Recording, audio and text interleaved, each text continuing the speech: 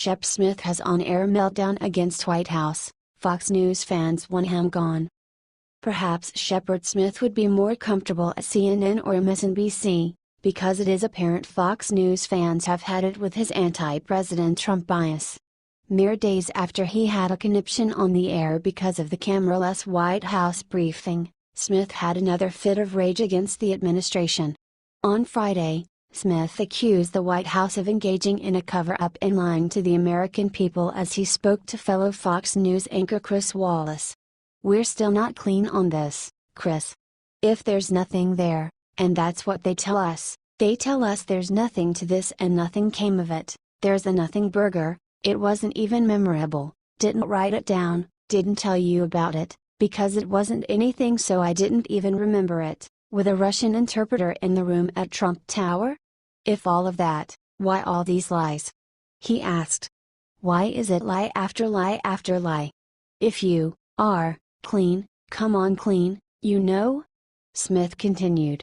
"My grandmother used to say when first we practice to, oh what a tangled web we weave when first we practice to deceive," he said. "The deception, Chris, is mind-boggling. And there are still people who are out there who believe we're making it up. And one day they're gonna realize we're not and look around and go, where are we, and why are we getting told all these lies?" One wonders if Smith remembers the vivid details of every boring meeting he has ever been in. One thing is certain. Fans of the network want him to pack his bags and go somewhere else.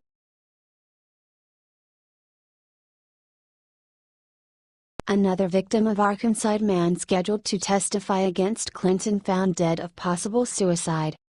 Klaus Eberwein, former Haitian government official, was found dead earlier this week in a motel room with a gunshot wound to the head.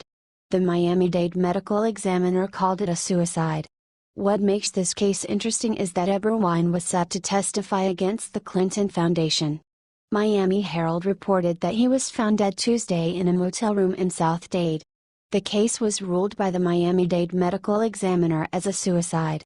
Veronica Lamar, who is a records supervisor at the Miami-Dade Medical Examiner's office, stated that he has shot himself in the head. Gilbert Bailey, a Munchies owner, said that this was shocking as he was like family and that they grew up together. Bailey said that they spoke 2 weeks earlier and he was alright then. He said that they were collaborating to open a Munchies restaurant in Sunrise. During and after his mandate as a government official, Eberwein has faced many allegations of corruption and fraud on how the funds were administered by the agency he runs.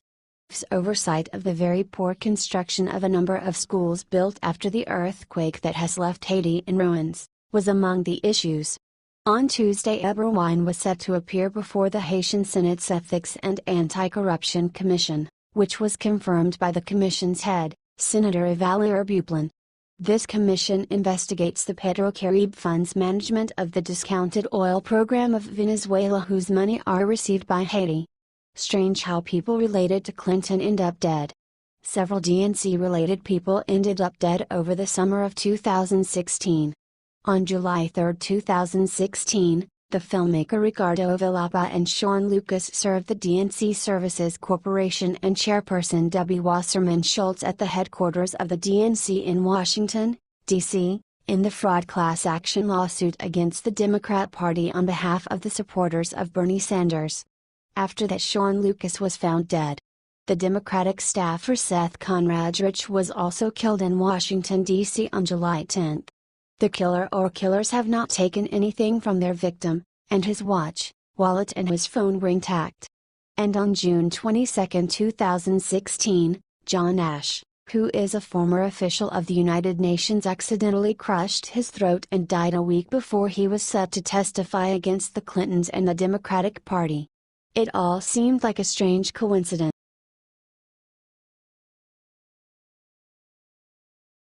Papal Advisors delivers a stern warning to every Christian who supports Trump. In a peculiar, rambling essay, Papal Advisor Father Antonio Spadaro S.J. has caricatured white Southern evangelicals as well as conservative American Catholics as ignorant, theocratic, Manichaean, warmongering fanatics anxiously awaiting the apocalypse. It is these religious groups that are composed mainly of whites from the deep American South that push conflicts and justify belligerence, while favoring the Old Testament rather than be guided by the incisive look, full of love, of Jesus in the Gospels. The article appeared in both Italian and English in the Vatican-vetted journal La Civiltà Cattolica, of which Father Spadaro is editor-in-chief. In it, the Jesuit priest says that U.S. evangelicals and Catholics have engaged in an ecumenism of conflict that seeks to advance a theocratic type of state.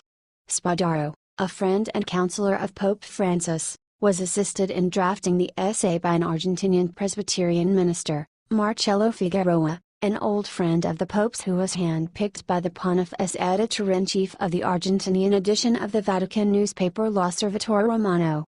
Conservative Christians, the article warns, are ultimately driven by the desire for some influence in the political and parliamentary sphere and in the juridical and educational areas so that public norms can be subjected to religious morals. But is this really so? The story that has dominated religious liberty discussions in the U.S. since 2011 has been that of the Little Sisters of the Poor, a group of Catholic nuns that was harassed by the Obama administration under the HHS mandate of the Affordable Care Act and made it all the way to the Supreme Court. Do Spadaro and Figueroa really believe that the good sisters were fighting for some influence in the political and parliamentary sphere rather than simply asking to live according to their religious beliefs?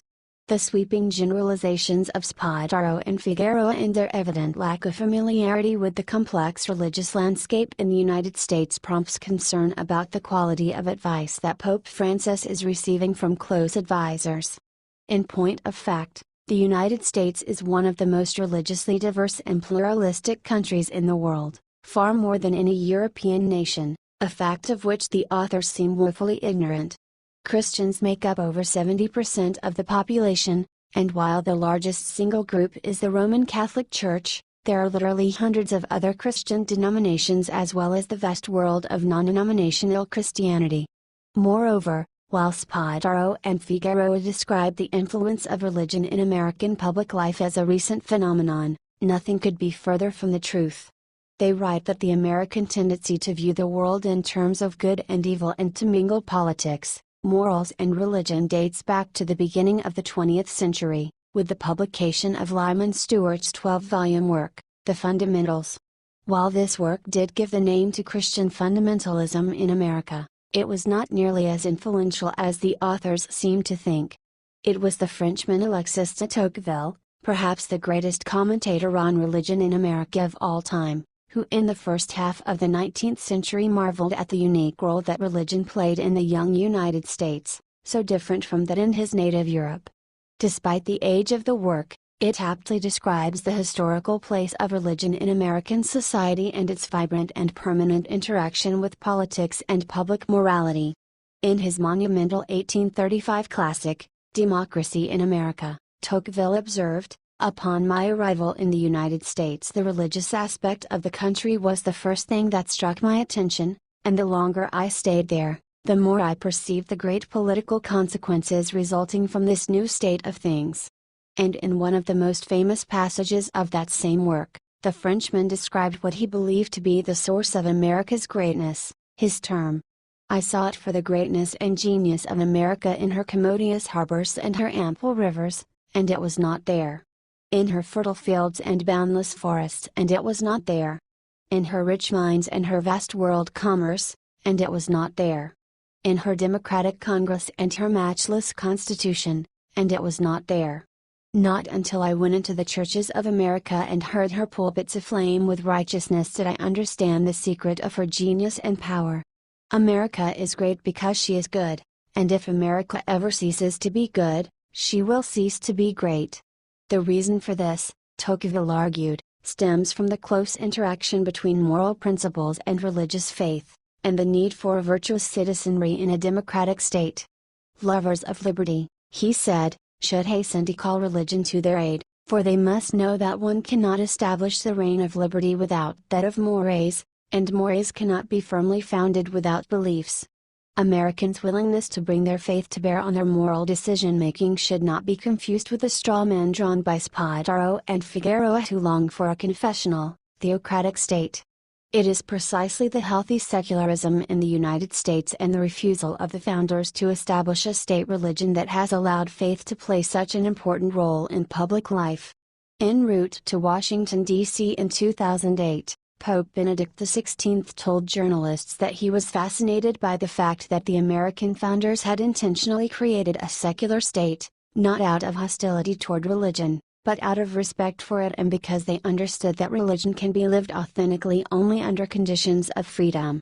Later in his trip, Benedict noted approvingly that, historically, Americans do not hesitate to bring moral arguments rooted in biblical faith into their public discourse. And upon his return to Italy, the Pope spoke of America as a model of healthy secularism. He described it as a society where the religious dimension, with the diversity of its expressions, is not only tolerated but appreciated as the nation's soul and as a fundamental guarantee of human rights and duties. To take issue with this singularly religious self-understanding, as Spadaro and Figueroa do, is to take issue with the United States itself. While the two men are of course free to do this, they should be aware that such blatant anti-Americanism will win them few friends and besmirches whatever other good work they may choose to do. While they obviously sought to harness their partisan critique to attack President Donald Trump and his chief strategist Steve Bannon, they have ended up attacking America itself.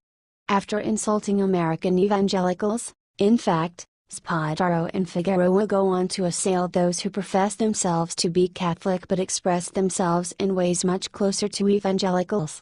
They are defined as value voters as far as attracting electoral mass support is concerned, the authors continue, and share a dangerous ecumenical convergence with evangelicals over shared objectives around such themes as abortion, same-sex marriage, religious education in schools and other matters generally considered moral or tied to values. One can only wonder what the authors were thinking on penning these expressions, since Pope Francis himself has weighed in repeatedly on each of these very issues, insisting that the right to life and the nature of man-woman marriage are not merely religious issues, but should be enshrined in law. So great is the value of a human life, and so inalienable the right to life of an innocent child growing in the mother's womb, that no alleged right to one's own body can justify a decision to terminate that life, he said last year in a teaching letter on marriage and the family, called Amoris Laetitia. In a bizarre irony, the authors rail against confusing the political and religious realms in the midst of their undeniably political, and indeed deeply partisan, screed. How they could get away with publishing something so puerile, bigoted and tendentious in what was once considered a very serious academic journal is a mystery.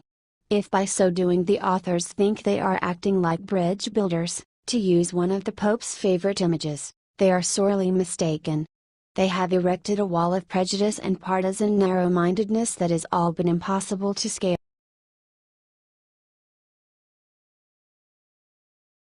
Maxine Waters stated that Trump is embarrassing all of us internationally.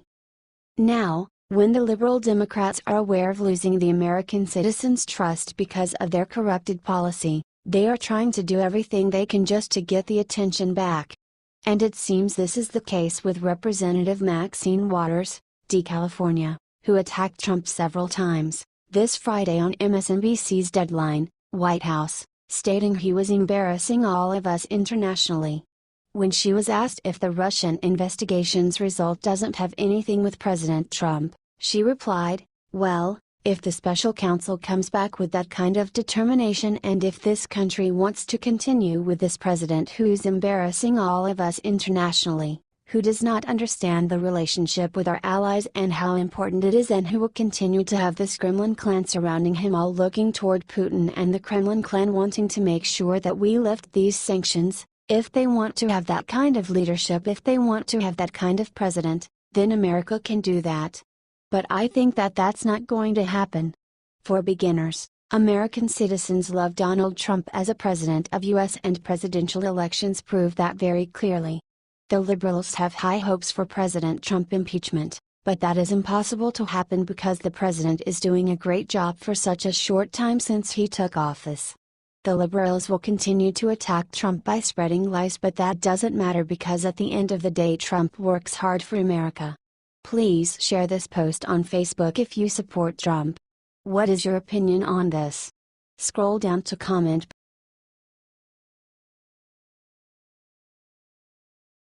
Moments after announcing Senate run, Kid Rock goes nuclear on dumb opponent. Kid Rock is one of the most popular country/rap/rock musicians of the past 20 years.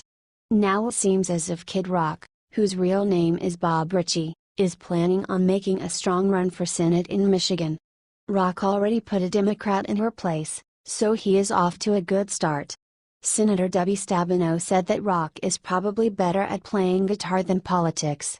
According to Hannity, Kid Rock fired back, "I concede that she is better at playing politics than I am, so I'll keep doing what I do best, which is being a voice for the tax-paying, hard-working Americans and letting politicians like her know that we the people are sick and tired of their bull. We love to see messages like this, especially people like Kid Rock. He is not afraid to get his hands dirty, and will tell people how he feels, unapologetically. You have to respect his ambition. One of the most striking things about him running is his connection to the people. He knows the politicians are twisted, and change needs to happen. It would seem that Rock's goal is to go in swinging and fighting for the American people." Kid Rock confirmed in multiple ways that he is in fact really running for Senate. First of all, he started his website, kidrockforsenate.com, but even then, some people were skeptical. The musician took to Twitter and posted a picture of a lawn sign that read "Kid Rock for Senate," with a caption below it. The caption read, "I have had a ton of emails and texts asking me if the website is real. The answer is an absolute yes." Everyone seemed to be upset because another celebrity is running for office, the same way people wagged their finger when Trump said he was running. The truth is, this is not the first time someone who is a social icon ran for public office. The important thing here for people should be the message.